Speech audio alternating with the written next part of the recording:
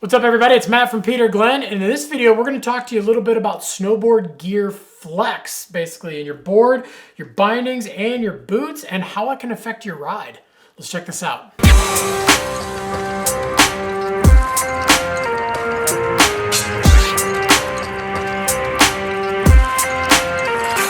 So most of the companies base their flexes on a scale of 1 to 10, 1 being the softest, 10 being the stiffest. And then again, depending on how that moves, it really depends on how your board is gonna ride.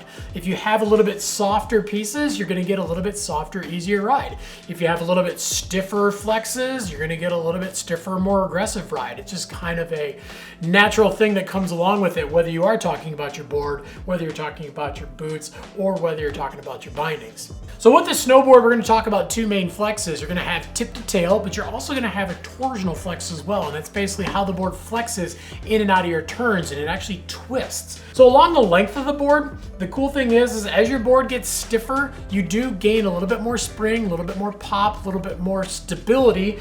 You know, if you land a little bit heavy, and let's say you're on the front or on the back and you're leaning too much, if you have a little bit stiffer board, it's actually not going to want to flex as much, so it can set you down. That's where you get more stability. Also, when you go to spring and pop the board, you lean back on it, you flex that board, and obviously when you flex something, it wants to get back to its original position, so it's going to snap back to that position quicker. On the other side of things, if it's a little too stiff, it can make it a little bit harder. So there is really a personal preference when it comes down to it.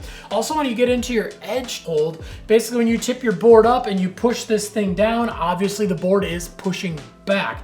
Now, if you have a softer board and you're a little bit bigger, or if you're riding faster, you're loading more energy and the board can't push back, so it gives out from underneath you. When you have a little bit stiffer board, obviously you can be a little bit bigger, you can ride a little bit faster, that board's gonna push back. But on the downside of things, if you are riding a little bit slower, you don't have enough energy loaded into the board, you're not gonna be able to get it off the edge. In the park, usually you got a little bit softer board, it's gonna have a nice easy pop, easy spring and feel. It's gonna set you down nice and easy. And also, you're not gonna be riding fast, so you can have a board that has that smoother feel. And when you get into those stiffer free ride boards, obviously you're gonna be riding fast and hard. You're gonna want a board that can dig in really, really hard, push back really, really hard. So obviously you can see in the board, the flex means everything. Then we talk about the torsional flex of the board. That's a huge, huge thing that people don't realize. When you actually go from your toe edge to your heel edge, you're actually twisting the board and it's going in and out of your turn. Just like when you're flexing it along the length of the board, when you do start to twist that board, it's gonna wanna snap back to its original position. So if you have a stiffer board torsionally, the board's going to want to snap quicker, so it's actually going to go from edge to edge much faster. Now the cool thing about this is that companies really have figured out with the shaping of the boards, and especially with the additives they put in the board, they can actually really program these boards to ride the way they want them to ride. You can actually take a board that's softer and put some carbon in it or some sort of additive, and you can actually give it more spring and pop, but it's not necessarily going to stiffen up the overall flex of the board. Likewise, torsionally, if you actually take let's say a board like this and we run 2 strips along the board lengthwise, that's going to add spring and pop to the board. Anytime the carbon or the flax, Kevlars, anytime that's going along the length of the board, whether it's straight or on an angle, it's going to add some spring and pop to the board. But the cool thing is if you do it straight, that's not going to do anything to the board torsionally. Your arms like this, they don't do anything. They don't affect each other, you know, side to side. If we run the carbons, the additives, whatever, across the board in an X shape, whether it's going tip to tail, it's just under your bindings, whatever they do, that's actually helping to transfer energy from one side of the board to the other. Just like if you put your arms like this, now when you go ahead and twist them, it's not as easy to do this because they're kind of on top of each other and it's going from one side to the other side. So a company could actually take a board and have a soft flex overall, but they could actually add a carbon X into the board or some carbon V's, and it's actually gonna help make that board react a little bit quicker side to side.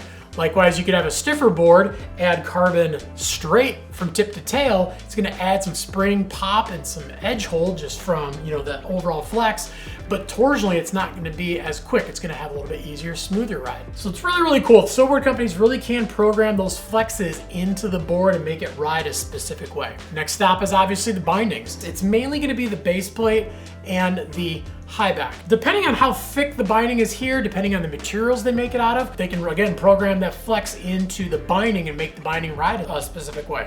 When you do mount the binding, if it is a softer base plate, you can literally stand on the board and lift this and flex this with the binding mounted, and flex it enough that even some of these things you can actually fit your finger in between the board and the binding. And how that translates is basically when you're going from your toe edge to your heel edge, basically let's say we go from heels to toe. We go heel, the board's gonna drop flat, and then it's gonna lift up on the toe edge. For that second, when that board drops flat, if your binding flexes a little bit before it actually lifts the board, then you're gonna get a little bit of a flex, then a lift. So you're actually gonna have a little bit easier, smoother ride.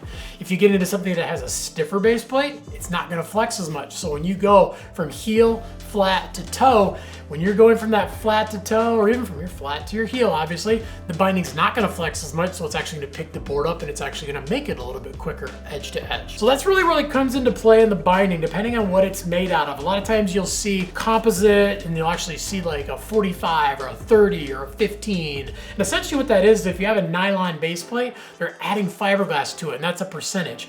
15% fiberglass, 85% nylon, or you could go 30% fiberglass. And obviously the more additives you put to it that are not the nylon and that are, you know, somewhat of a fiberglass or even a carbon, or even you get into some of the metal base plates, those things don't flex at all really. You're gonna get that stiffer, quicker feel. Also, when you get into your high back, there's a lot of things that go in there as well. Your high back is there, you lean back on it, it pushes down on your heel loop, and it lifts up the toe edge of your board, and it really helps you get leverage on your heel side edge. It's really, really easy to take all your body weight and drop it on your toes. You can basically keep your weight centered over your toes. You can't do that on your heels. Your body doesn't all of a sudden bend the opposite way.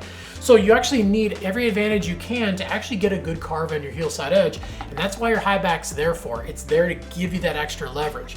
So obviously we want to have a good sturdy high back. Now, some high backs are just very, very stiff. Some of them have a little bit of a give. And the really cool thing too is you look at a lot of these companies and you'll see these holes in the high backs, or there's certain ways that they're shaped. And the really cool thing about that is they can actually take a high back and have it really, really stiff when you're leaning back on it, but then they can actually keep it soft and flexible from side to side.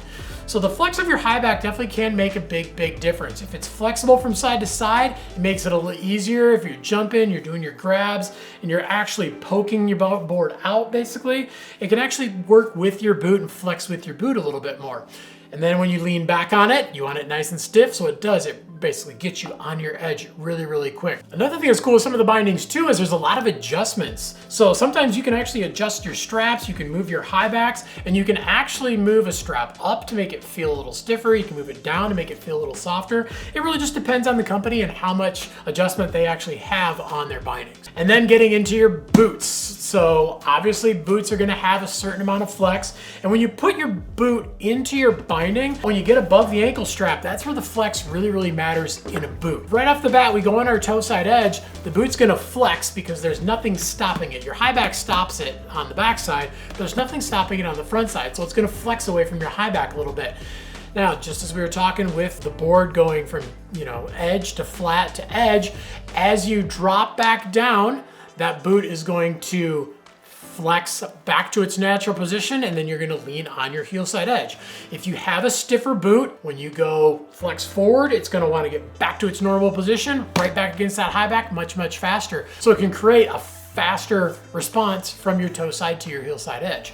Also on the side of things, if you have a boot that's softer side to side, a lot of park riders really, really like to have a little bit easier, softer feel, mainly because they're not looking for quick reaction from heel side to toe side. Also, when you are jumping and you're maneuvering your board in the air, you're doing your grabs, you're pressing your board, you usually want a little bit easier flex and something that you can really lean on it. It really just helps your tricks, you know, kind of look a little bit better too. But on the other side of things, if you do have a stiffer, sturdier boot side to side, it actually can help stabilize your ride. It goes right back to the same thing with the board, where if the board's a little bit stiffer and you land and you're leaning a little too far that way, the board's gonna wanna set you back down. Same thing on the boot. If the boot's a little soft, it's gonna wanna lean more. That means more of your weight can go over the front of your board.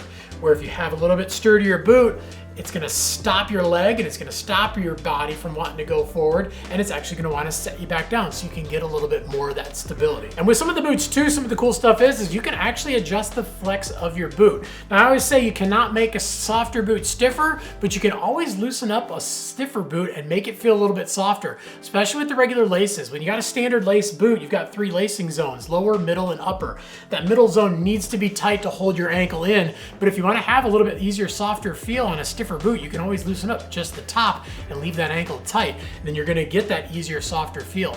Also, some boots do have pieces that you can actually pull out of the boots, usually in the back or in the tongue, and they'll have like these little stiffeners or rods that you can pull out to actually make the boot feel a little bit softer, a little bit stiffer. And sometimes you can get that full customization out of those specific boots. So as you can see, the flex is a big, big thing, not just in the board and not just along the length of the board, torsionally as well, in the binding, in the boot. And the really cool thing is that you can actually kind of customize it.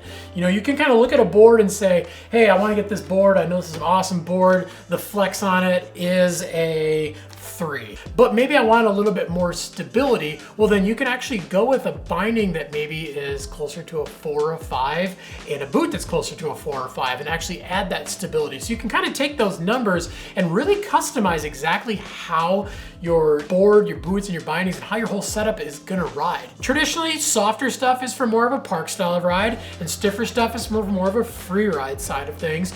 But there's no rules to it at all. Yeah, a little bit stiffer board, you're probably gonna want a little bit sturdier binding. You're not gonna want a really soft binding on it because it's gonna, you want something that can kind of handle what the board's gonna do. But again, there's no rules that say it actually has to be that way. And you can fine tune that setup with the specific flex of your board, your boot, and your binding. All right, so hopefully that helps out. And if you got any questions beyond anything we talked about in the video, definitely leave some comments down below. We're on there every single day trying to answer your questions. We want to make sure we can get you into some rad gear, but most importantly, we want to make sure that it's actually going to fit you and it's going to fit your riding style. Also, make sure to like, subscribe, and definitely get that notification bell on too so you can find out when all the new videos drop. Grab yourself a new board, grab yourself some new bindings and new boots. Make sure that you got the overall flex that you want and get out and ride. Because any day of riding is a good day of riding.